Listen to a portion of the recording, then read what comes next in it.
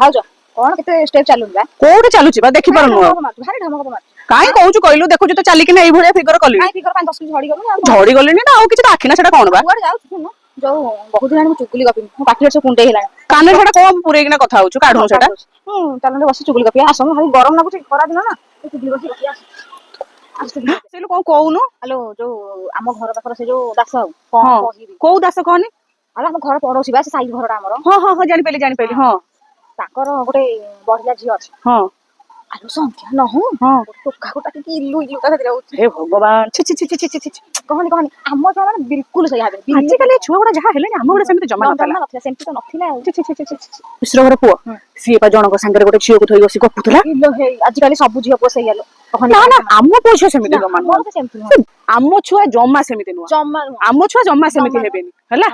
ଯିଏ ଖରାପ ହୁଅନ୍ତୁ ପଛେ ଆମ ଛୁଆ ଜମା ଖରାପ ମୁଁ ଜାଣିନି ମୁଁ ତମ ପୁଅ କଥା ଜାଣିନି ତମ ଝିଅ କଥା ସେଇଆ ଆମେ ଏଡେ ଏଡେ ଛୁଆ କଲେଣି ଆମକୁ ନ ପଚାରିକି ସେ ଗୋଟେ ଟିପ ବି ବୁଧବାର ମୁଣ୍ଡ ଆଉ କଣ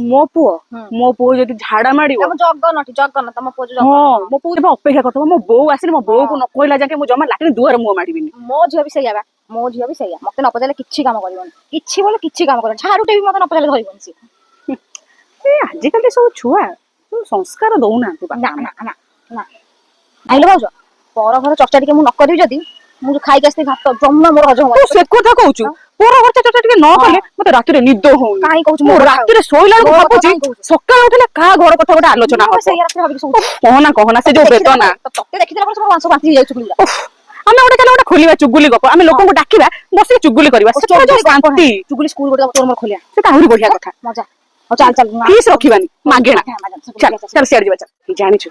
ସେ ଯୋଉ ଝିଅଟା ଯାଉଛି ଦେଖିଲୁ ନା ନାଇଁ ସେ ଟୋଟାଲ ତା ଶାଶୁ ଶ୍ୱଶୁରଙ୍କୁ ପଚାରୁନି ନାଇଁ ଅଲଗା ରହିଛି ଶାଶୁ ଶ୍ୱଶୁରଙ୍କୁ ଖାଇବାକୁ ବି ଦଉନି ଆମ ଶାଶୁ ଶ୍ୱଶୁର ଖିଆ ପିଆ ଠିକ ନା ନାଇଁ ଆମର ପୁରା ଟାଇମ କୁ ଟାଇମ ଭାତ ଟିକେ ଲୁଣ ଟିକେ ଲଙ୍କା ଟିକେ ମୋ ପୁରା ମୋ ଶାଶୁ ପୁରା 7 ଦିନ ଲୋକ ସେତିକି ବା ଦଉନାହାନ୍ତି କହନା